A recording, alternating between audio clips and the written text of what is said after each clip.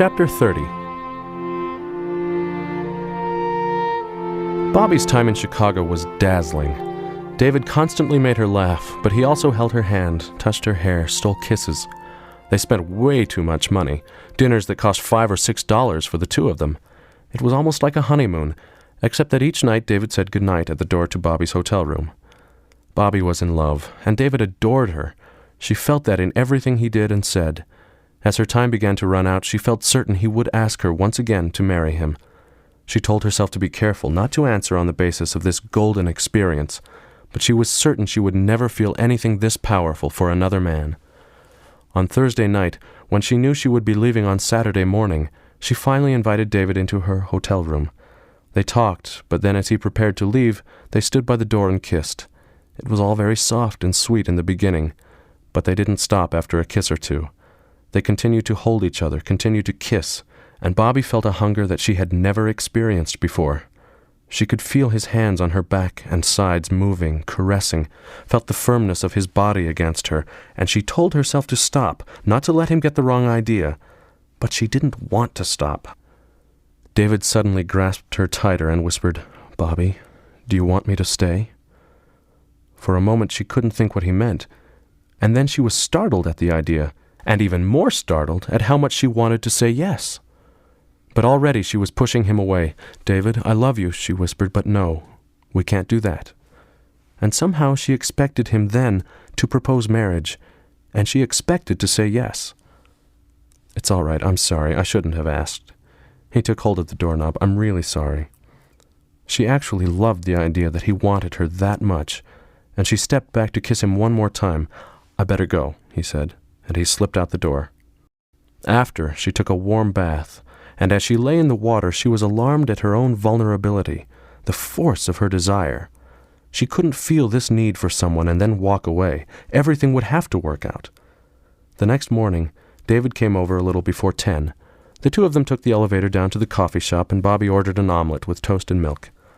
"I just want a cup of coffee, black," David told the waitress. It was all he ever had. He didn't like breakfast.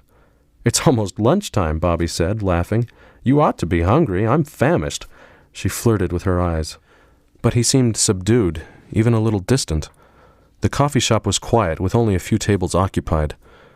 Bobby tried a couple of times to get a conversation started, and David said very little, but then, abruptly, he said, "Bobby, we need to talk. There's a lot we need to think about." She reached across the table and touched his hand. "So now you want to think. You told me not to do that." He didn't smile. In fact, he looked troubled. "Bobby, I want to marry you. You know that. But I've seen some things this week that worry me." Bobby was taken by surprise. She had felt cosmopolitan and open-minded all week. She thought she had handled things well. "I think, if we got married, I'd have to return to the University of Utah. I don't think you could be happy here."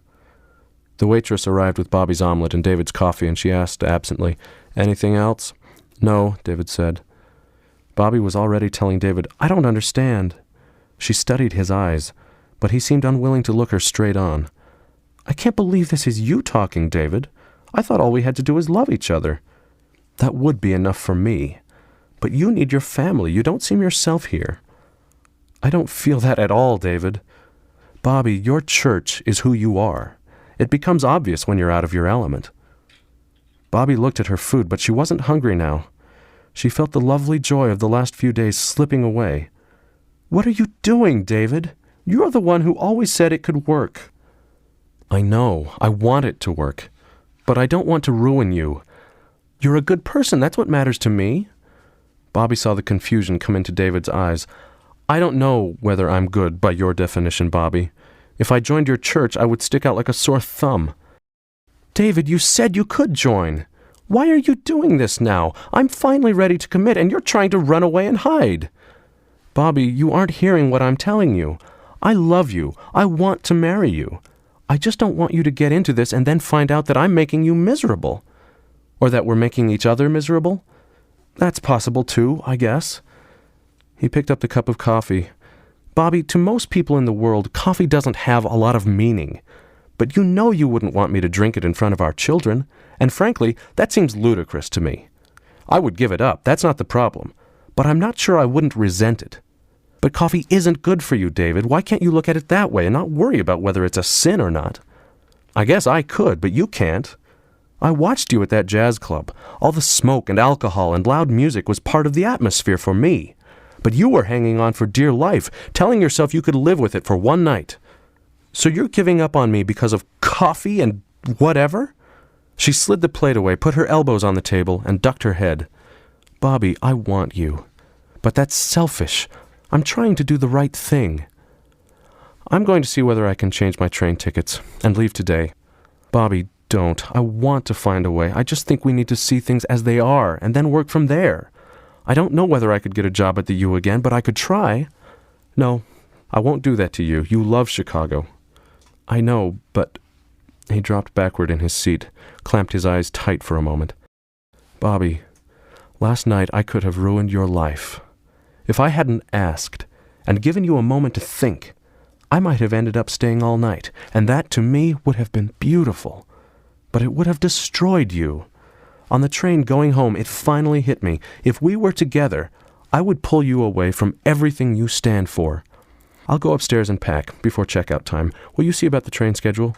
Bobby, please don't leave yet. David, stop. Let's just part as friends. I don't want to get angry. Angry? Why? You're the one who filled me with all the nonsense. Don't be practical. When two people are in love, they have to be together.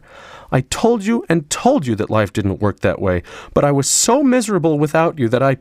She had to stop, or she was going to cry, and she didn't want to do that. Bobby, I still feel the same way. I just don't know whether you will. Don't put this on me, David. You're all talk, it turns out. David folded his arms across his chest. Bobby could see the pain in his eyes. You've got a point, he finally said. When I couldn't have you, I longed for you. But now I'm scared. For both of us. Better now than later, Bobby said, but she couldn't work up the anger she wanted. She felt a dreadful sadness setting in. She got up from the table, and she left her breakfast uneaten. Chapter 31. As 1941 drew to a close, a great deal had changed in the Thomas household. Bobby continued with her nurse's training, but she moved into her own apartment, and it was her mother who helped her find that extra measure of independence. Sister Thomas had gone to work. She told President Thomas, didn't ask him, that Alex needed help at the plant and she was just the person to do it. President Thomas hadn't really liked the idea, but he hadn't stood in her way. And the fact was, Sister Thomas soon proved herself invaluable to the company. And then December 7th came, and the whole world changed. The Thomases were sitting at the dinner table that Sunday just home from church. The news seemed impossible to believe, that the Japanese would actually attack America. But the personal implications soon set in. President Thomas didn't think Alex would have to serve in the military, not with his important responsibility at the plant. But Alex was torn. He certainly didn't want to be pulled into the war in Europe, didn't want to fight Germans, but he was not sure he could feel good about himself if he stayed home. What everyone knew was that life would never be the same. The Thomases, like every other family in America, would soon find out what they were really made of.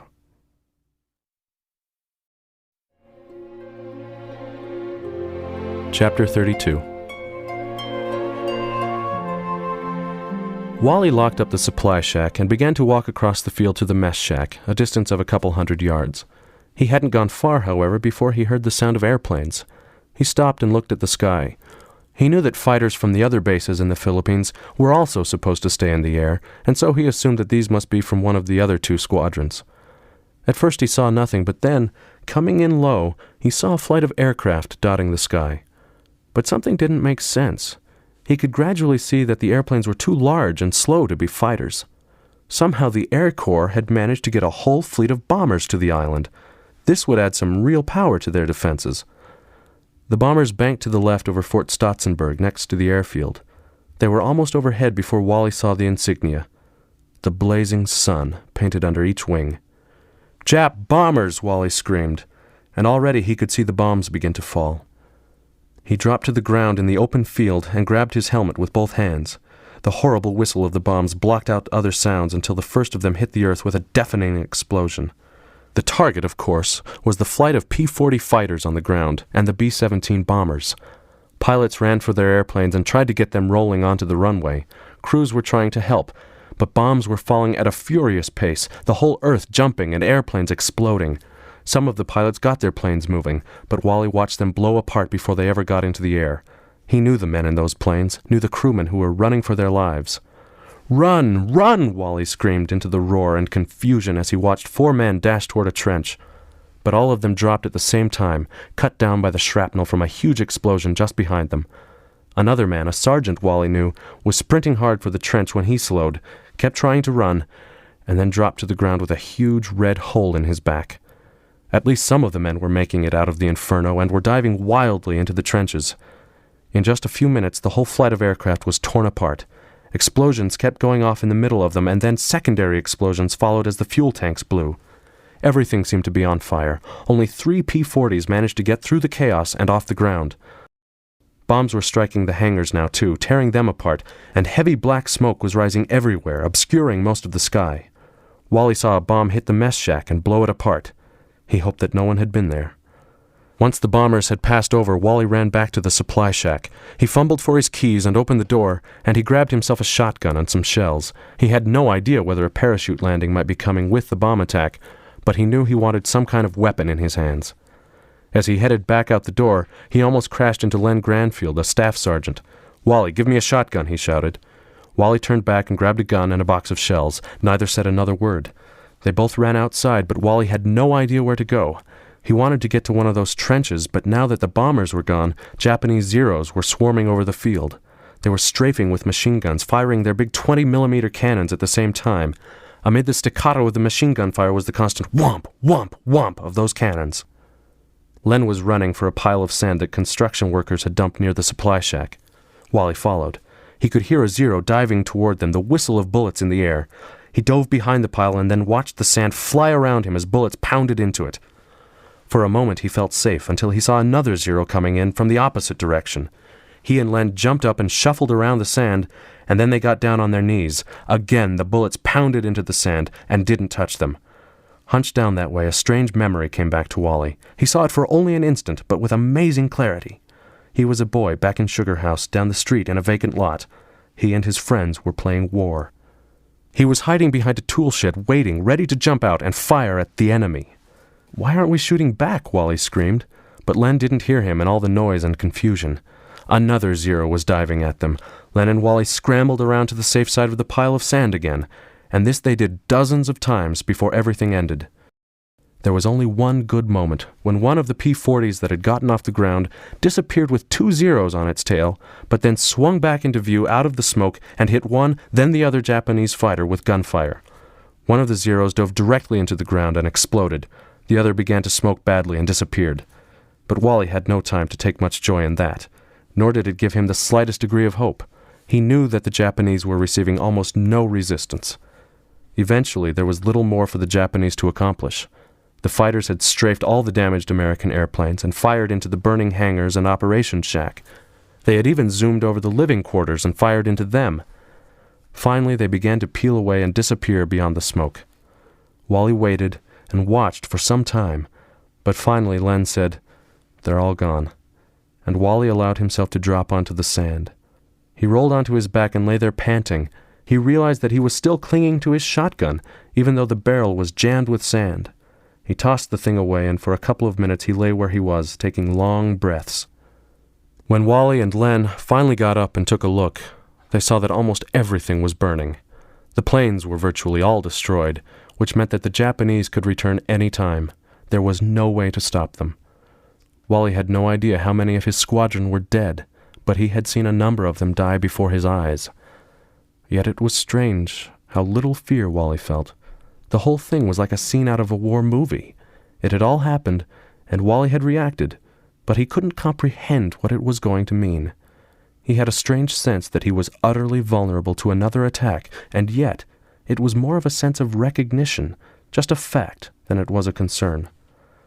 Somehow he couldn't believe that the Japanese, of all people, could hold up long against American troops. Chapter 33.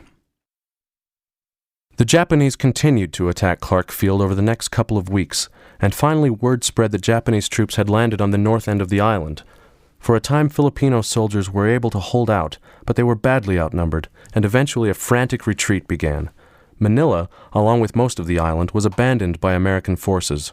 MacArthur, who had escaped to the island fortress of Corregidor, ordered all American and Filipino troops to gather into the Bataan Peninsula and there take a final stand.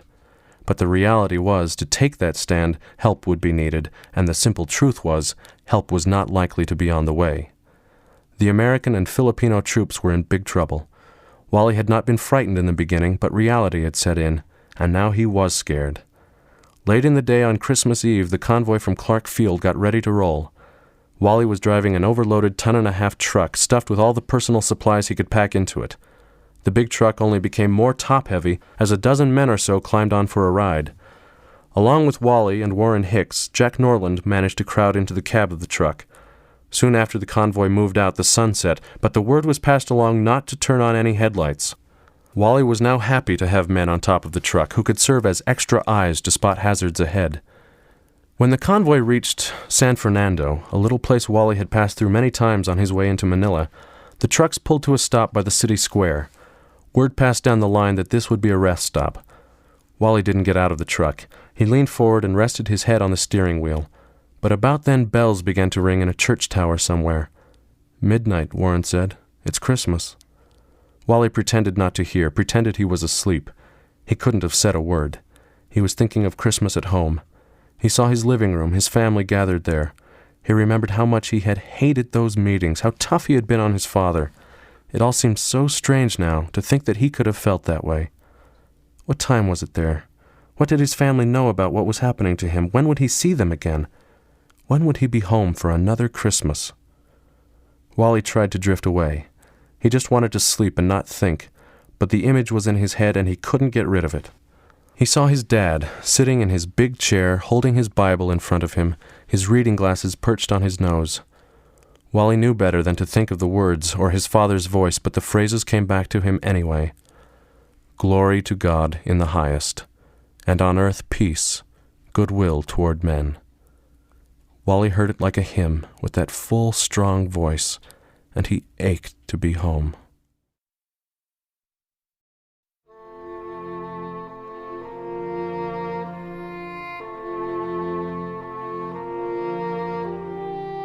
Chapter 34. Once Mom could get away from the kitchen and Jean could be hunted down, the Thomas family gathered as they had done for so many years. Dad asked Alex if he would read the verses in Luke, but everyone protested. They wanted Dad to do it, and he did. But when he finished, everyone was struggling. Jean ducked his head. When Mom put her arm around his shoulders, he said, "What's going to happen to Wally? Why won't anybody around here tell me the truth?" Jean had come into his own in this last year. He was 16, pimply, and a little awkward-looking, but he was becoming a fine athlete, and he seemed to feel a need to take over for Wally as the family comedian. Everyone knew he had a stronger sense of connection to Wally than Alex did. He was always the one to bring up childhood memories or to tell stories about things he and Wally had done together. No one answered Jean for a time, but Alex thought it only right that all of them, even the girls, knew the truth. "It doesn't look good," he said.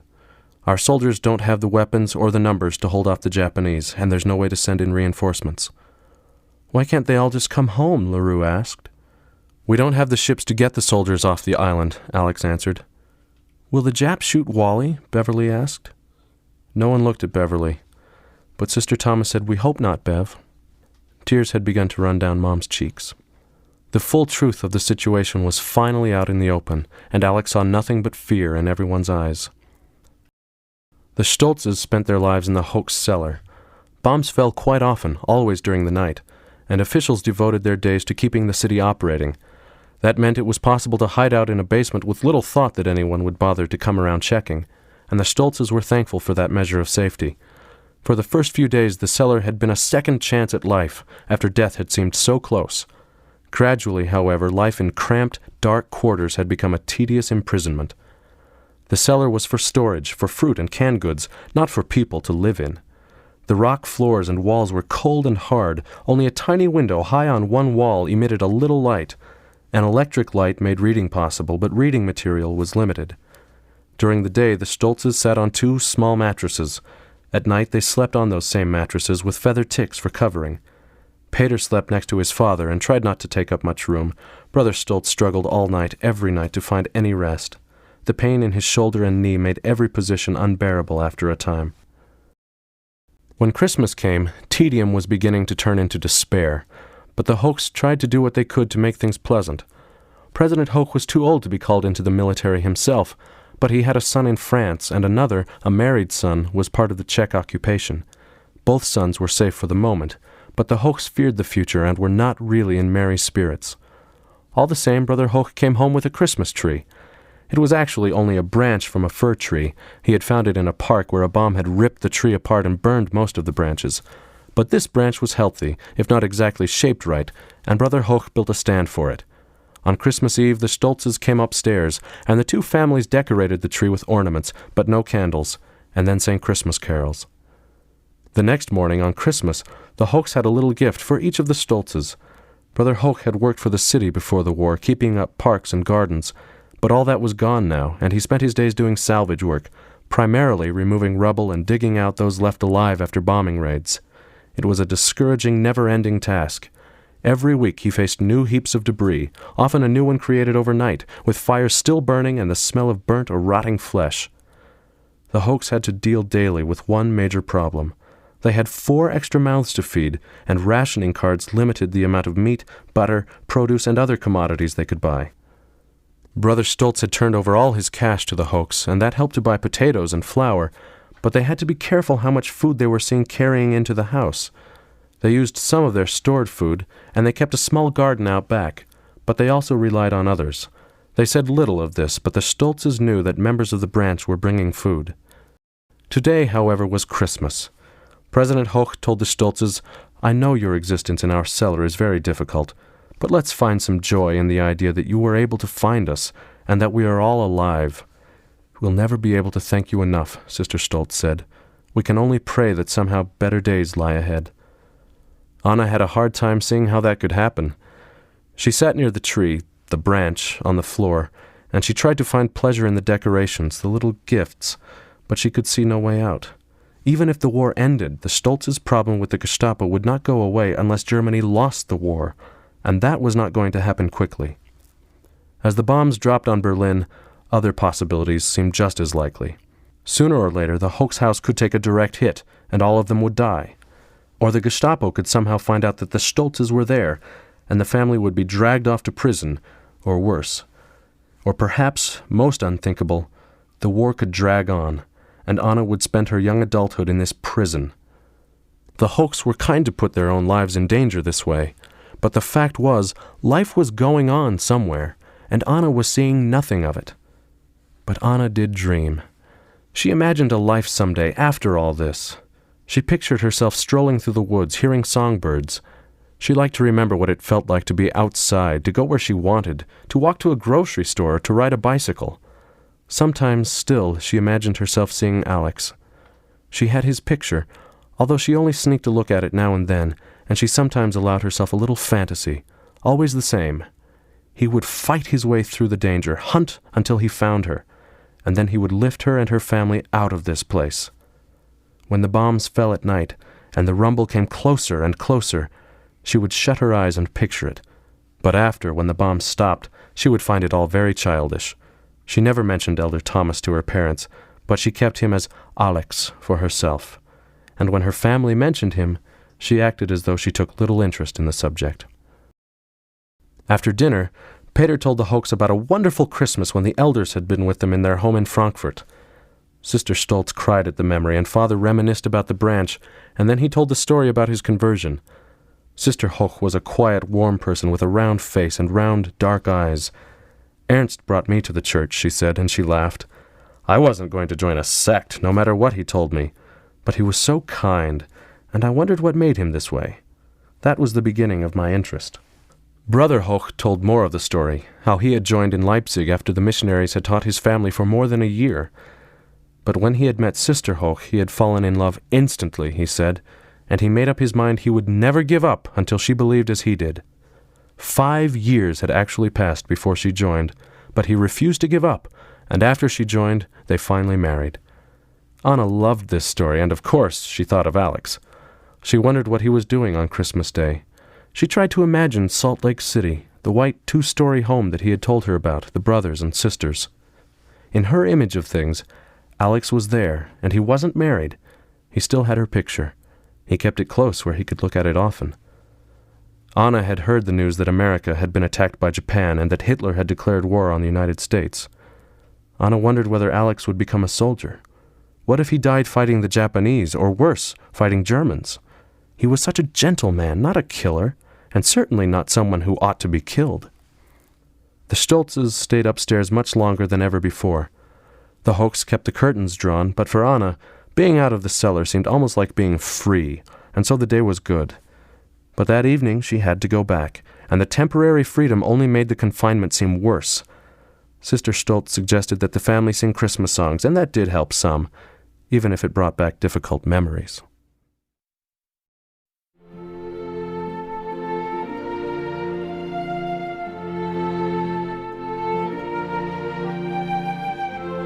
Chapter 35.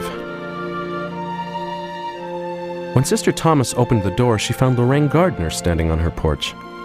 "Oh, sweetheart, it's so good to see you," Sister Thomas said, and she swung the screen door open. The day was unseasonably warm, spring really coming on now. "I was just wondering what you had heard about Wally," Lorraine said, and she sounded subdued. "Come in, dear." The two walked into the living room and sat next to each other on the couch. "You're so beautiful," Sister Thomas said, "prettier than ever. Poor Wally would give anything to see you right now, I'm sure of that. Has he written?" "No, but I don't think he can get mail out. We only know what we read in the papers, the same as everyone else. I wish—" But Lorraine's voice broke. Sister Thomas reached out and pulled her close, and the two cried together.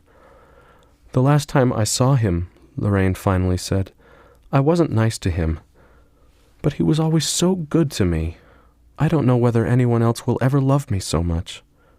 "Oh, Lorraine." Sister Thomas felt the shaking in Lorraine's thin little body. "I just have to tell myself that if he's supposed to live, he will. I want to see him again." "Yes, I ask the Lord for that every day." "Why do people think up reasons to kill each other?" But Lorraine was sobbing hard now, and so was Sister Thomas. They clung to each other and cried until they couldn't cry any longer, and it did help, but it didn't change anything.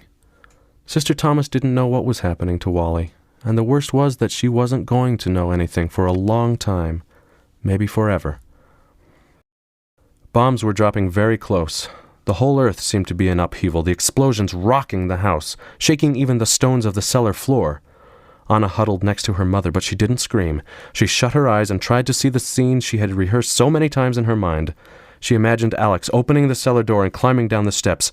"I've come for you, Anna," he always said.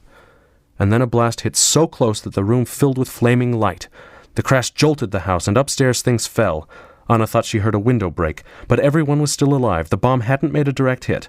Anna cringed and waited for the next one to drop. But the next one was not quite so close. And then the sound began to move away until it was like the rumble of far-off thunder. Anna lay in the darkness when the noise was finally over.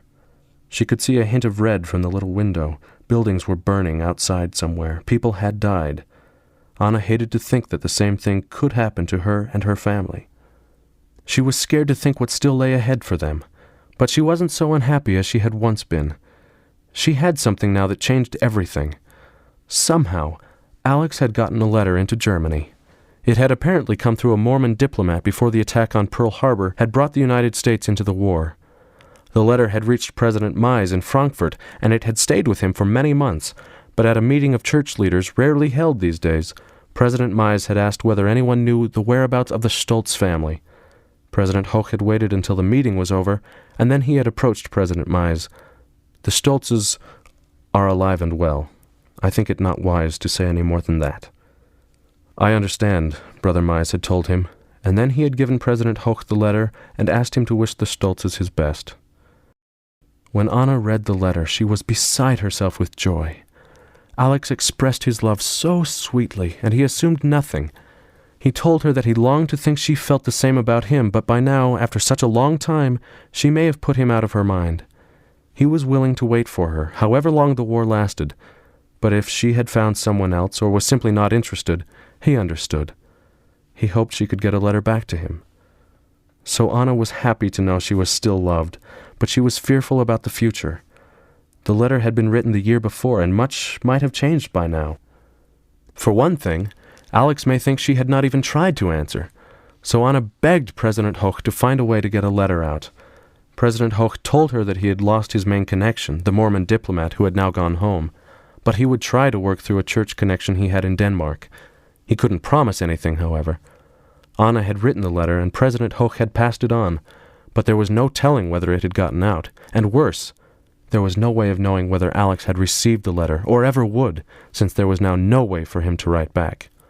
Still, Anna had something to hope for, and if she never saw him again, at least she would have the satisfaction of knowing that he loved her, and that she made a commitment to him, whether he knew it or not. It was 9:30 in the evening, so Bobby was surprised when someone knocked, but she saw Alex at the door. "Do you want to take a walk?" he said. "It's warm out tonight." "Oh, yes. I have far too much to do, but I'd like to get out." She gave him a little hug. "Alex, it's so good to see you. You have something on your mind, don't you?" "Yes, come on, grab a sweater, I'll tell you." Bobby was intrigued, but she didn't bother with the sweater. Once outside, the two walked east along 4th Avenue. They had to duck to get under a low-hanging limb, but as soon as they were past the tree, Bobby said, "So, what's going on?" "Well, I'm engaged." "What?" "I guess you could call it that. I got a letter from Anna today." Bobby stopped. "Are you serious? How did she get it out?" Alex had taken a step ahead of Bobby, but he turned and looked back. "I don't know. The letter was posted in Salt Lake, so someone brought it here for her. I think it must have come through church channels somehow." "But she didn't receive your letter, did she?" "Yes, she finally did." "So what did she say?" "Well," Alex looked toward Bobby and grinned. "She said she wants to marry me. We're committed now. We both promised to wait for each other, no matter how long this stupid war lasts." "Oh, Alex, that's wonderful. It's what you've hoped for, isn't it?" "Sure. But it's pretty awful, too. I'm really worried that she's in danger, and a lot of things could happen between now and the time I get to see her again.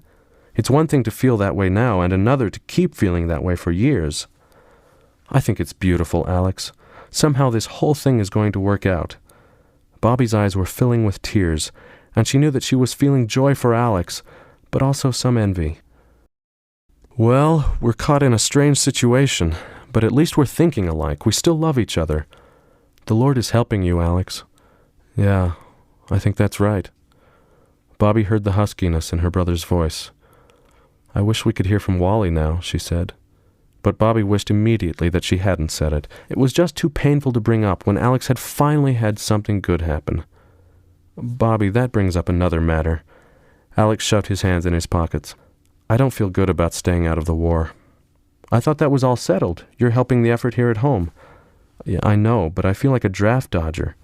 Most of the guys I know from high school have already signed up, and I read every day about some movie star or athlete going in to volunteer. But Alex, the way things are looking, you're more likely to end up fighting Germans than Japanese." "I know. And President Clark warned me that I could end up full of hate for them. But I don't know what else to do. Can you shoot people and love them at the same time?" "I don't know. But I keep thinking about Wally. How would I ever be able to look him in the eye when this is all over?" "It might sound strange to you, Alex, but I'm thinking somewhat the same." "What do you mean?" Bobby heard the electric trolley rattling along down on 3rd Avenue. "I've made up my mind to join the Navy," she said. She folded her arms around her middle. "I feel like our family is in the war now, and we have to come to Wally's aid. It's the only way I know how to do it." "When would you go?" "Right after I graduate. I've applied and I've been accepted. The only thing I haven't done is sign my name. Once I do, I'll have to deal with Dad. I've got to get a few things straightened out at the plant, and then I'll sign up. We might end up leaving around the same time." Bobby hated to think of it. Another brother in danger. One more terrible fear to live with. The family split further apart. "Alex," she said, "how are we going to get through this?" "I've thought a lot about that lately. Dad always makes the early saints sound so brave. But I doubt they were any braver than we are. They just did what they had to do, and that's what we're going to do." That sounded right, but great-grandmother Thomas, during her trek to Utah, had buried 2 of her children out on the plains. Bobby felt sure she could deal with hardship, but what if she had to deal with death? How could she give up one of her brothers?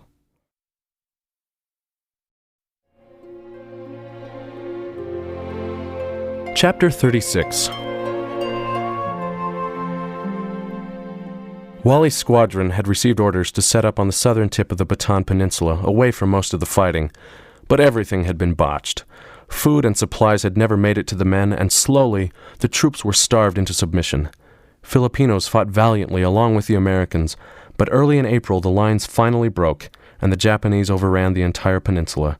The soldiers received orders to surrender. The members of Wally's squadron stacked up their weapons and ammunition as instructed, and then they waited. When Japanese troops showed up, the GIs lined up as instructed and were expecting to be marched off. But instead, a squad of Japanese soldiers grabbed the first men they approached, knocked them to the ground, and ripped away everything that seemed of value: watches, rings, pens. Wally cringed and waited as more Japanese soldiers moved into the squadron, spreading chaos. He told himself he must not react when his own turn came. When 2 soldiers turned to him, grabbed him by the shoulders, and shoved him to his knees, he went down without a struggle. When one of the men grabbed at his watch, Wally unbuckled the strap and handed it over. Then one pointed to his East High class ring, and Wally pulled that off too. Then the soldiers jerked him back to his feet and grabbed the mosquito net he was still carrying.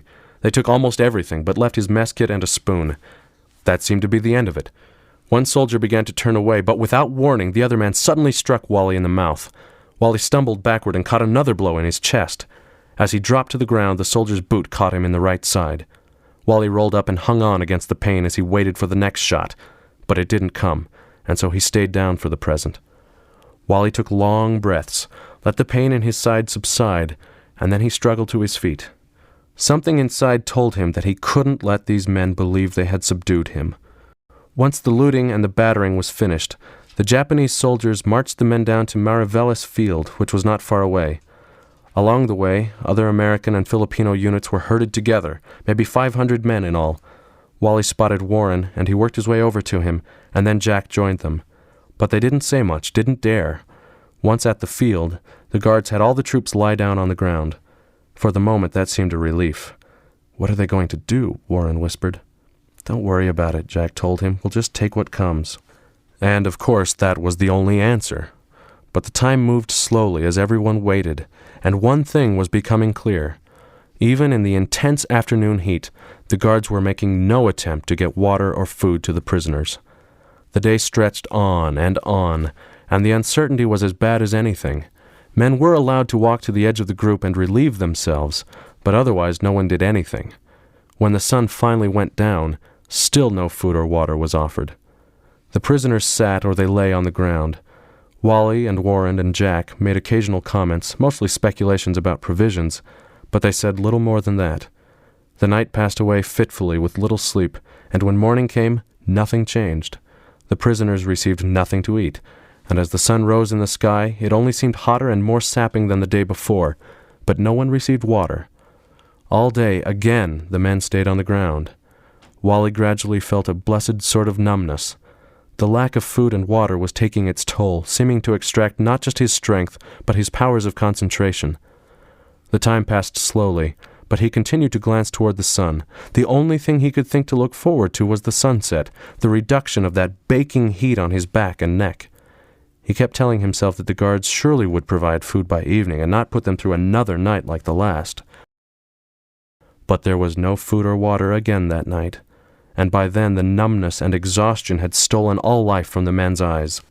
They sat, heads down, eyes shut much of the time, or they lay lifeless, sometimes curled up because of the pain in their stomachs.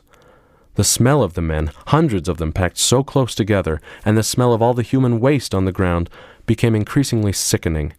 And all during the ordeal, artillery fire boomed from above the beaches as the Japanese hammered away at Corregidor, and return fire crashed into the hillsides.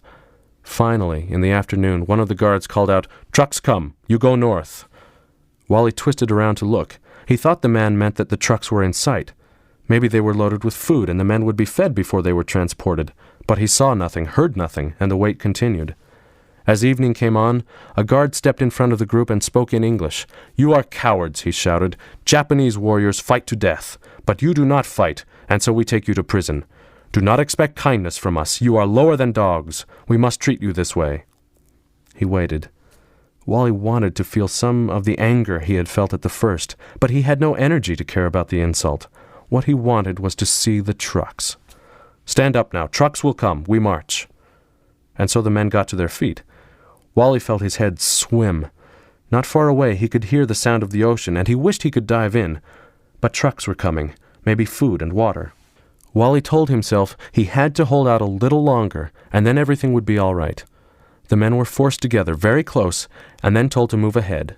They marched down the airstrip to Maravellis Bay. There they saw a number of trucks, but they were American trucks that had been damaged in battle. There were no drivers, no sign that these trucks were to be used. The prisoners marched on by to the shores of the bay, and here they found more Japanese soldiers with fixed bayonets. They glared at the Americans and shouted in angry voices, "Trucks come, you go!" They forced the men onto the road that led away from the beach. The prisoners marched as best they could in their weakened state, but as the sun disappeared, the darkness made the hike up the steep hill more difficult. The road was ankle-deep in dust, and the men were so close together that they stumbled over each other. They sucked for breath, but they kept pushing ahead because they were being driven by the guards from behind. Wally didn't know how long he could do this, how long any of them could. But the soldiers kept yelling about the trucks that were coming, and he kept telling himself they surely must be telling the truth. Even these men must know that no one could walk very long after having nothing to eat or drink for 3 days. Eventually, the Japanese directed the men off to the side of the road. Somewhere in the dark, Wally had lost contact with Warren and Jack. He had no idea where they were, and the loss was devastating. He had told himself all evening that the trucks were coming, but he was sure now that there were no trucks. This was just a lie to keep them going. Sooner or later, the Japanese had to feed them, just had to. But if they would make the prisoners go this long without anything, how much longer might they continue the punishment? Wally felt something giving way inside himself. He was too tired already. How much more did these guards expect from him? He lay on his side and he tried not to cry, not to let the ache, the numbness break him. He heard no whispers around him, no cursing, rarely so much as a word. He knew that all these men were trying to decide the same thing. Could they do this? How long?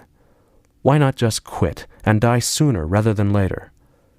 But Wally couldn't quit. Not this time. He needed to find some way to survive. The decision to call on God was hardly a decision at all. The words were suddenly there in his head. "Oh Lord," he found himself saying, "give me strength, please. I know you don't owe me a thing, but I need help." He lay there for a minute or so, and then he added, "Let me see my family before I die. Let me see my home again." He hesitated, and then he remembered to close his prayer in the name of Jesus Christ. He hoped for some change, but he was not sure that he felt any. What he did know was that he had only just begun to pray. He started again, "O Father in heaven," and he continued all night. Sometimes he was fully awake, and sometimes he was somewhere close to sleep, but even then he kept pleading.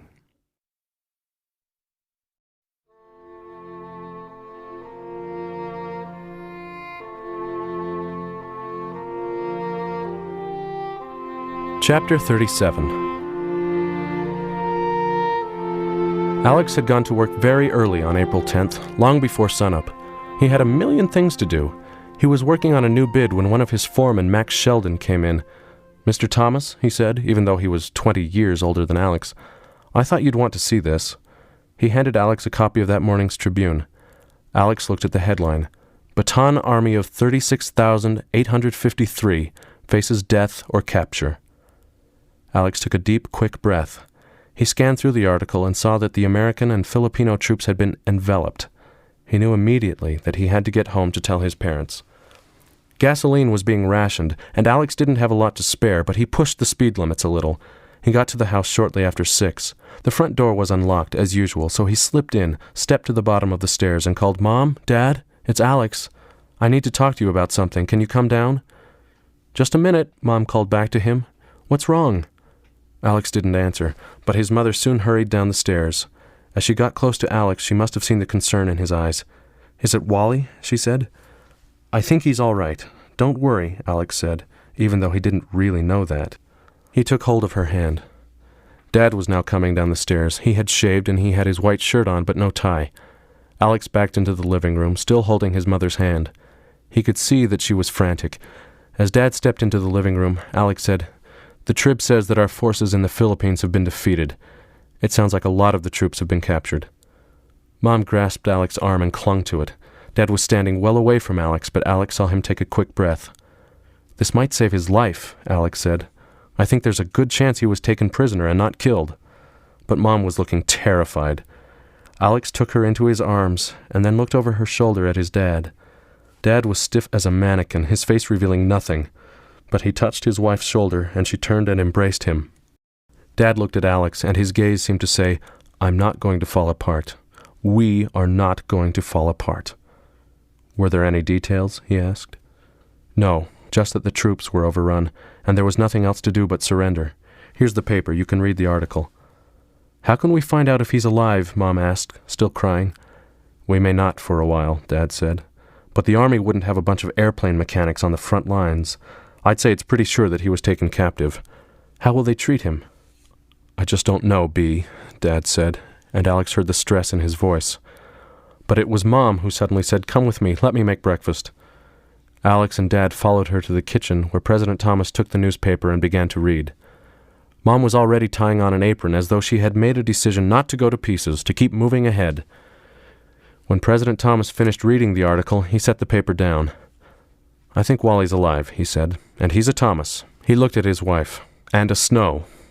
Our families are made of good stuff. He'll have to rise to this." Alex heard someone walking in the house, and he thought maybe it was Jean, but the kitchen door opened, and Bobby stepped in. She was dressed in her jeans and an old flannel shirt. She had the newspaper in her hand. "You've already seen it," she said. Alex could see that she had been crying. "I think maybe it's good news, don't you? I think it means he's alive." Mom walked over to her. "Maybe," she said. "That's what I'm trying to think. I just hope they'll treat him all right." "How did you find out so early?" Alex asked. "I got up to study and I saw the paper." She held up her own newspaper. "I borrowed my neighbor's car to get over here." "I'm glad you're here," President Thomas said. "I want to have a family prayer. We need to combine our faith." "That's a good idea," Alex said. But Dad didn't move to call the kids. He looked at Alex and then at Bobby. "I feel good about where we are right now," he said. "Alex and Bea are serving the cause down at the plant, and I think I'll be helping over there more all the time. I also think about the shortage of nurses we're going to have, and I see some inspiration in Bobby's choice to switch to nursing school." But all that bothered Alex. Dad had pressured Bobby to go to nursing school. It was his inspiration he was referring to, and he had not wanted Mom to work with Alex. All the same, Dad had opened a door. Alex wasn't sure his timing was right, but he decided he had to step through. "Dad," he said, "you're right about Mom. She's doing a great job at the plant. In fact, she could take over the place." Dad stared up at Alex. He obviously saw something coming. "What do you mean by that?" he asked. "Dad, I'm going to sign up with the military. I can't put it off any longer." "No, I've talked to the men on the draft board. They agree with me. You're needed here. You and Mom can handle the plant. You don't need me now." "That's not true, Alex. Even with your mother helping out, you're still putting in long hours down there. It's going to take all of us to meet the demand." "Dad, that's not really the point. I can't have my little brother in some prison camp while I sit at home and get rich. I won't do it. I'm going to the recruiting center today." It was Mom who said, "Alex, please don't do that to me right now." "Mom, I'm sorry. I can't live with myself anymore." Dad stood up. "Now listen to me, Alex," he said. "I'm telling you not to do this. Dad, we've been through all this before. I have to make my own decision." The two of them stood facing each other, the table in between. Alex could see the desperation in his father's eyes. He seemed at a loss for an argument, but not for conviction. "Dad," Bobby said, and she stepped up next to Alex. "You might as well know now. I've signed up with the Navy. I'm going in as soon as I graduate." "What?"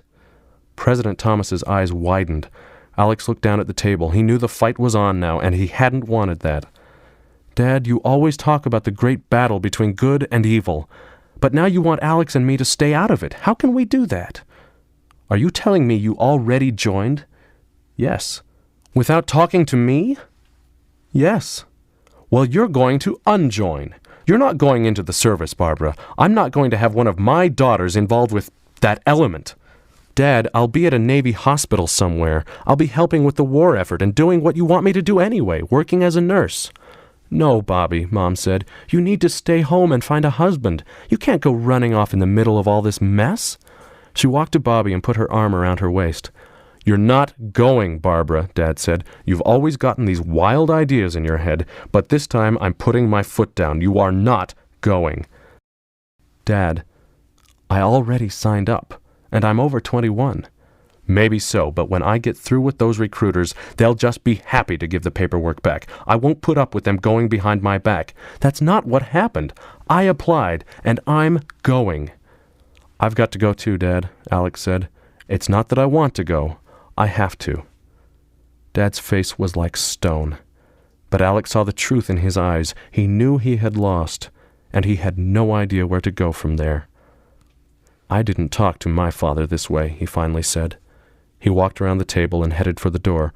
Wait, Al, Mom said. Your breakfast is ready. Don't leave. Let's all sit down and talk about this. Talk? What is there to talk about? Dad said. They aren't going to listen. Al, what are you saying? Is that what talk is? Listening to you? He looked at his wife. There was doubt in his face now, but still the fury. I don't know how to do this, he finally said. Our family is being pulled apart, and every time I try to stop it, you all accuse me of being a tyrant. Mom walked to her husband, stood in front of him and looked into his eyes. Come on, Al. Every time you lay down edicts, you only shove your children away. President Thomas seemed to hear that, seemed to stop and consider. But then he turned and pushed the door open. Don't go, Al, Mom said. There's something I need to do, he said, without anger, and he walked out the door. In a few seconds, Alex heard him tromp up the stairs, his steps resounding in the kitchen. Mom turned around and looked at Alex and Bobby, who were still standing next to each other near the kitchen table. This is all too much for him.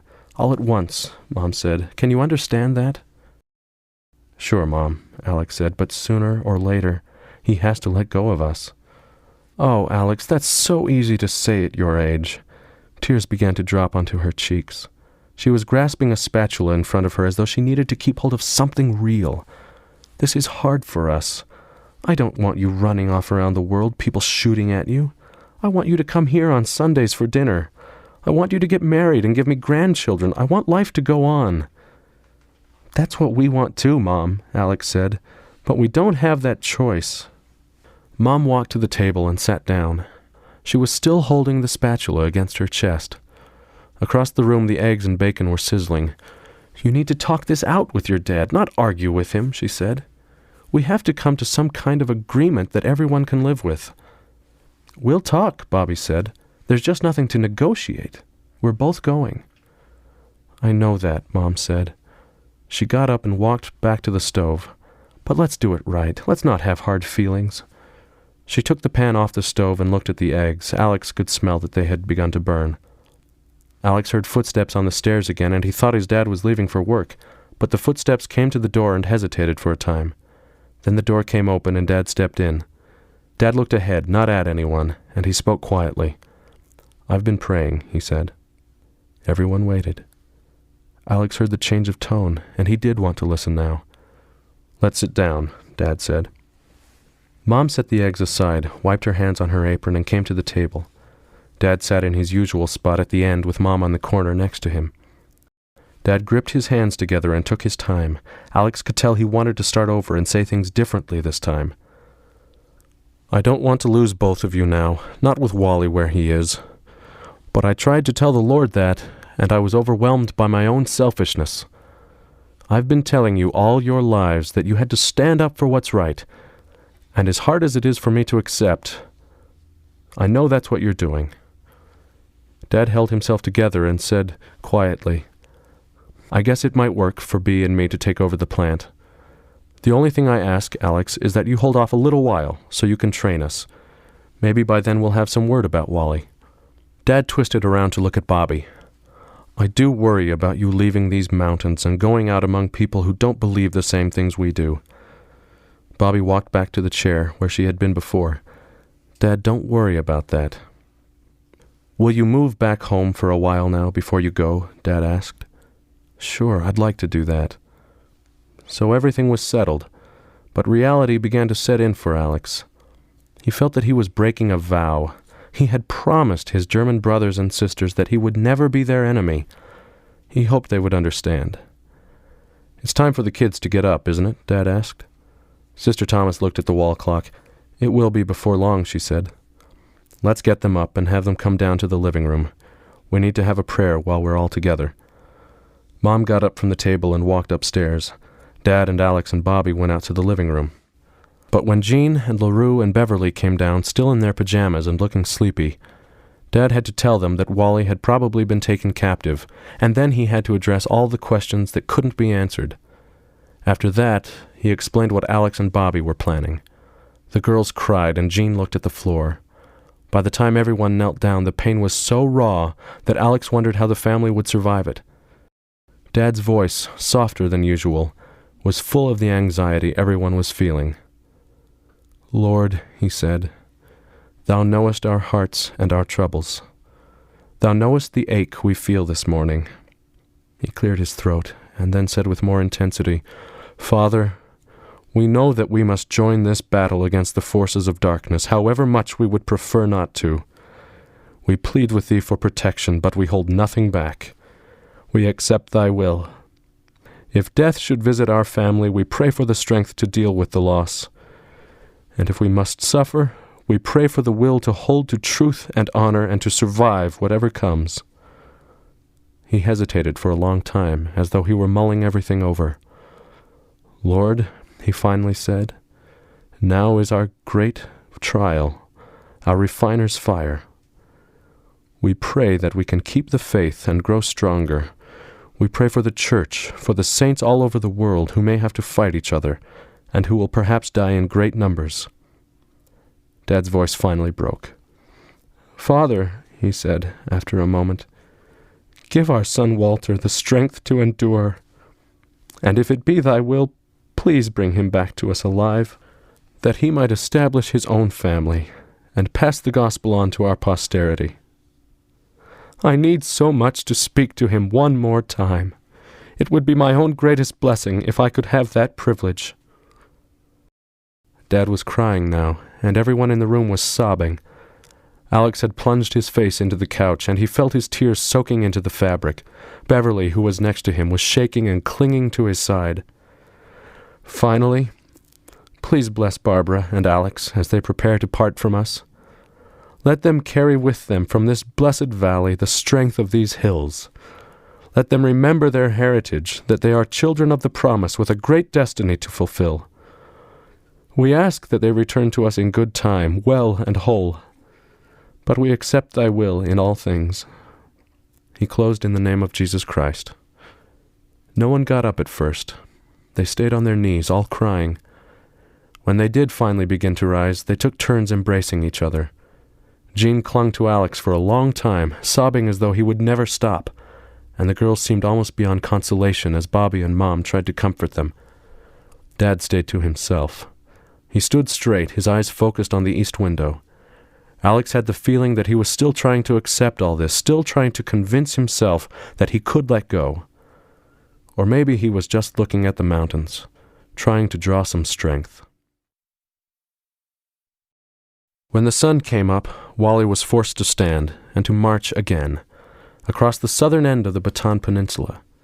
He no longer hoped for trucks, and he had no idea whether he would eat this day, but he kept praying, repeating the words that had been in his head all night. He didn't expect quick results, didn't ask for any miracles. He concentrated on the task at hand. He needed the power to make it through this day, this hour. The road, the crowded march, the heat, the hunger, all continued the same. And now the prisoners were in the target area of the artillery that was slamming into the mountainside from Corregidor. The explosions frightened the guards, who shouted for the prisoners to move faster. Wally was part of a massive group of men, thousands of them, herded forward on a narrow road that wound its way over a string of hills. The men simply couldn't go any faster, frightened as they were by the artillery themselves. Wally knew that some of the shells must be hitting the road ahead of him, killing American and Filipino soldiers, and before long he saw the proof. He came upon mangled, bloody bodies left on the side of the road, but no one was allowed to stop and help, even though some of the wounded were still alive. He was so numb now that it was hard to think much about what he was seeing. But ahead he heard a man screaming. He watched as he came nearer, and then, just when he was almost there, one of the Japanese guards stepped to the wounded man and drove his bayonet through his chest. The screaming stopped abruptly, but as Wally passed by, he heard the gurgling in the man's throat, and he heard the guard curse the man, then spin around and shout warnings to the prisoners. Wally's sense of his own peril deepened. He didn't panic, but a realistic awareness struck him that these guards were capable of anything. When he saw a severed head stuck on a pole, the head of a Filipino soldier, he assumed that this was a warning from the guards, a method of instilling fear, but Wally's fear couldn't get any deeper. Wally wondered how long he could go on, whether he could hold up if this nightmare continued very long. What he knew for certain now was that he could only keep going if he got help from outside himself, and so he continued to pray as he concentrated on putting one foot in front of the other. His only other attempt was to keep track of Warren and Jack, just to know they were with him. Wally sensed that this was his trek. He was like those pioneers his dad talked about every year on Christmas Day. Wally saw no irony in that memory. In fact, he felt reassured that others had been through similar tests, and that he could get through this one. But he hardly thought in words. He only felt a powerful impression that he had to keep going, and he had to stay alive so he could get back to his family. The words in his head continued, almost without break, always the same. "Father, please help me." He meant his father in heaven, of course, but he also thought of his father back home, and his mother, and all those who would be praying for him. It was strange that he finally felt so close to them, finally felt strength coming from them. His single focus now was the hope that he could get back to all the things he had run away from. Bobby drove back to her apartment, but then she sat on the front step outside. She needed to go in and study, but she couldn't bring herself to do it. What struck her was that she had worried entirely too much about herself for the last couple of years. She needed now to see things on a much larger scale. On the day Pearl Harbor had been attacked, she had thought she understood the implications of it all, that everything was changed, and that a great sacrifice was going to be necessary if America was to turn the tide of the war. But now that war had come home. It had hold of her little brother, and it was ripping away at her family. For so long she had been trying to establish her independence, but that seemed unimportant now. What she longed for more than anything was the safety her family had always given her. She soon found herself praying. She prayed for Wally, of course, and for a timely end to all this chaos, but she closed her prayer by asking for the one thing that she wanted most. "Lord, as we go our separate ways, please keep us together." Alex went back to the plant. There was so much work to do. He sat at his desk and stared at all the paperwork before him, but his thoughts were full of Anna. He pictured the little arch in her upper lip that was so unexplainably beautiful, the soft curve of her cheekbones, and he dreamed that he could bring her home to Utah somehow, and that he could forget everything going on in the world. But he was at war with Anna, at war with all the German members he had loved so much. He was at war with part of himself. There had to be a way to love a people and war against a movement, a philosophy, but he had no idea how to fit such conflicting feelings inside himself. All the same, he prayed that somehow he could do battle and still love, that when the war was over, he could be one person, still part of all the things he cared about, his family, his church, his German brothers and sisters. But what he felt, even after praying, was that he was asking too much. He had ended one battle with himself and his father by committing himself to go off to war.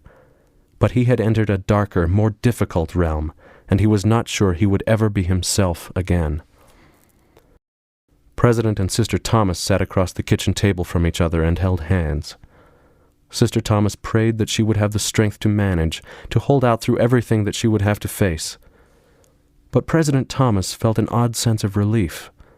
He had seen a great deal of strength in his children that morning. From all appearances, they were made of the stuff he had been preaching about for such a long time. He was concerned about Alex and Bobby, but they had stood up to him, and in doing so they had actually chosen better than he would have chosen for them. Maybe Wally could do as well, and maybe the younger children were equally strong. An inner voice told him that it was so. And yet, he was struck with the strangeness of it all. That he would feel so confident on this, of all mornings.